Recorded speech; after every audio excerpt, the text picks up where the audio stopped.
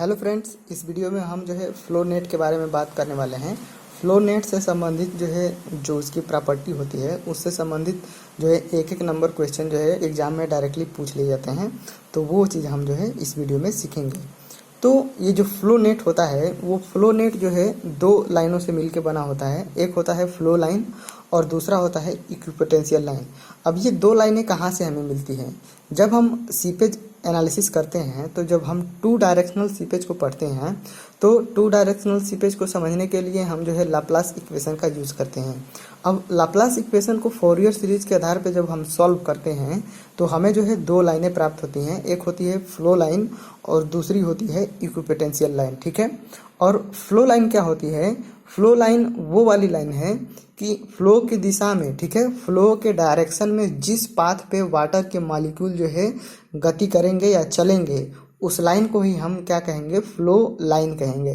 तो मैं उसे लिख देता हूँ। ठीक है। फ्लो के डायरेक्शन में जिस पाथ पर वाटर के मॉलिक्यूल गति करते हैं उस पाथ को फ्लो लाइन कहते हैं। ठीक।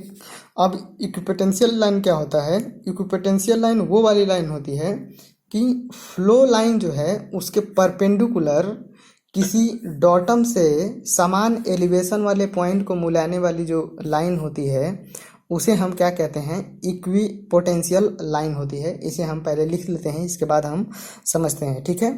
तो इक्विपोटेंशियल लाइन क्या है कि फ्लो की दिशा के परपेंडिकुलर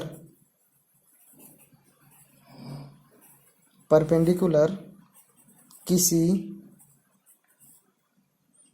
डाटम डाटम से समान उच्चता या एलिवेशन, ठीक है, समान एलिवेशन वाले पॉइंट को मिलाने वाली लाइन को इक्विपोटेंशियल लाइन कहते हैं। ठीक। तो फ्लो के डायरेक्शन के परपेंडिकुलर जो है किसी डाटम से जो लाइन हमें समान एलिवेशन वाले पॉइंट को मिलाएगी उसे हम जो है इक्विपोटेंशियल लाइन कहते हैं। ठीक है। अब ये जो फ्लो लाइन है और ये इक्विपोटेंशियल लाइन है ये दोनों जो है इमेजिनरी लाइन है। ठीक है। इमेजिनरी मतलब कि काल्पनिक है। IMAGENARY। तो जितनी भी बातें मैं बोल रहा हूँ उसको ध्यान में रखेंगे और यहाँ पे लिख रहा हूँ उसको ध्यान में रखेंगे क्योंकि वही जो है एग्ज़ाम में डायरेक्टली जो है पूछे जाते हैं। ठीक।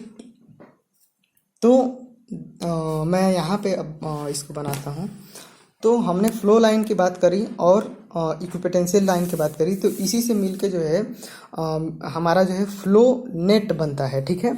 तो फ्लो नेट, अब ये जो है ये क्या है? ये फ्लो लाइन है। ठीक है। ये जो है फ्लो लाइन है ऐसे। ठीक। तो वाटर के मॉलिक्यूल जिस पाथ पे गति करते हैं उसे हम क्या कहते हैं? फ्लो लाइन कहते हैं। तो ये क्या हो गई? फ्लो लाइन हो गई। ठीक।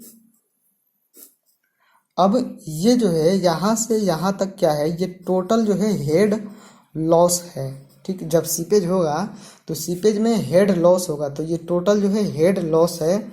और हमने बात करी थी किसी डॉटम से, ठीक है, समान एलिवेशन वाले जो पॉइंट हैं उनको मिलाएंगे तो उसे हम क्या कहेंगे? इक्विपोटेंशियल लाइन हो गए, लाइन कहेंगे। और ये जो है फ्लो लाइन के परपेंडिकुलर होगी।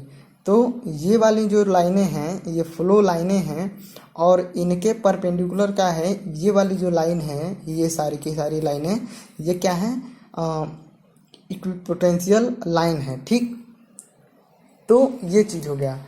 अब देखो ये जो दोनों लाइनें हैं वो इमेजिनरी हैं, ठीक है ना। तो दो फ्लो लाइन के बीच में, दो फ्लो लाइनें के बीच में ये जो चैनल बन रहा है, इसे हम, इस चैनल को फ्लो चैनल कहते हैं, ठीक है। तो इस चैनल को क्या कहेंगे, फ्लो चैनल। अब इन दो फ्लो लाइनों के बीच में जो चैनल बन रहा है इसे हम फ्लो चैनल कहेंगे और सारे फ्लो चैनल का जो डिस्चार्ज होगा वो क्या होगा, समान होगा, ठीक है ना। तो सारे फ्लो चैनल का जो डिस्चार्ज होगा वो समान होगा। ठीक, अब ये जो पोटेंशियल लाइनें हैं, देखो ये पोटेंशियल लाइन है, ये है, ये है, ये है। तो दो क्रमागत जो है, दो क्रम से जो पोटेंशियल लाइनें हैं उनके बीच का जो वर्टिकल डिस्टेंस है, देखो यहाँ पे इसके और इसके बीच में जो ये है इतने का अंतर है और इसके और इसके बीच में जो है इतने का अंतर है, ठीक है ना। इस लाइन के बीच में, फिर इस लाइन के और इस लाइन के बीच में जो है इतने का अंतर है। तो दो क्रमागत पोटेंशियल लाइन के बीच में जो डिफरेंस होता है, जो हेड का डिफरेंस होता है, उसे हम पोटेंशियल ड्रॉप कहते हैं। POTENTIAL, potential drop. तो दो क्रमागत पोटेंशियल लाइन के बीच में जो हेड डिफरेंस होता है उसे हम पोटेंशियल ड्रॉप कहते हैं। और एक फ्लो नेट में जो पोटेंशियल ड्रॉप है उसका मान जो है कांस्टेंट रहता है, ठीक है। तो पोटेंशियल ड्रॉप का मान जो है पूरे फ्लो नेट में कांस्टेंट रहता है, इस बात को जो है ध्यान में रखेंगे। यानी कि इसके बीच में जो है पोटेंशियल ड्रॉप अगर डेल्टा H है तो किसी भी दो पोटेंशियल लाइन के बीच में, इक्वी पोटेंशियल लाइन के बीच में जो हेड लॉस का अंतर रहेगा वो डेल H ही रहेगा, ये कांस्टेंट रहेगा, इसे ध्यान में रखेंगे। अब ये हो गया और हमारा ये पोटेंशियल लाइन हो गया। अब देखो अगर फ्लो लाइन की संख्या, अगर हम फ्लो लाइन की संख्या को n से डिनोट करें, तो अगर फ्लो लाइन की संख्या n है तो नंबर ऑफ फ्लो चैनल कितने होंगे, तो नंबर ऑफ फ्लो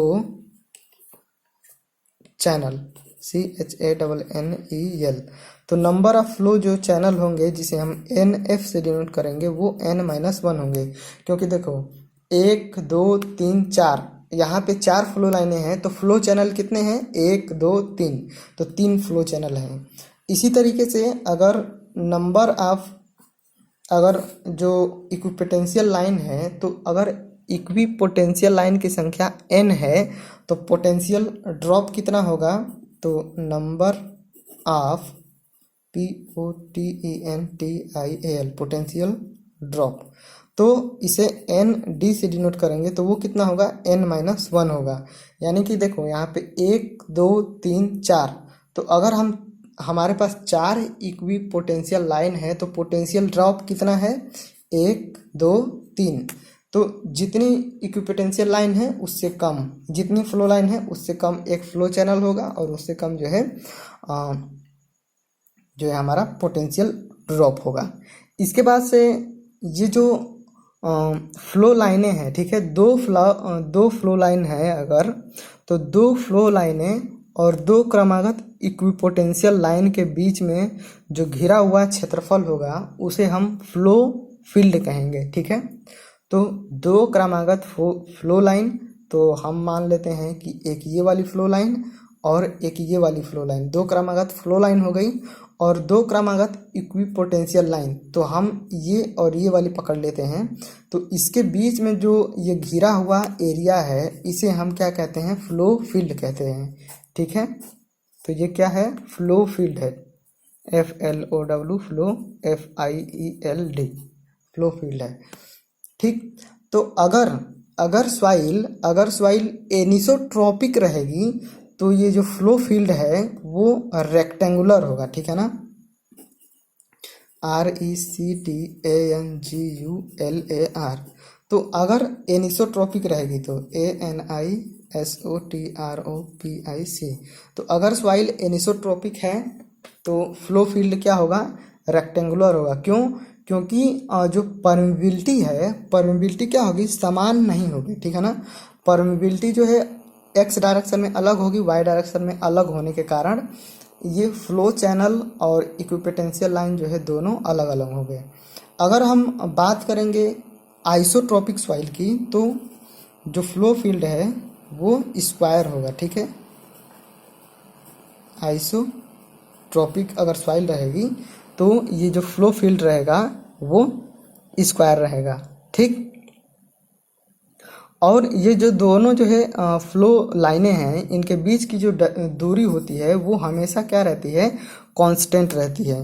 तो इस वीडियो में हमने फ्लो नेट के बारे में पढ़ा और उसकी जो है प्रॉपर्टी के बारे में पढ़ा। तो जितने भी सारे चीज़ें मैंने जो है आपको बताई हैं वो सारे के सारे जो है इम्पोर्टेंट है और वो ध्यान में रखेंगे। अब जाते जाते 2 3 पॉइंट और बता देते हैं।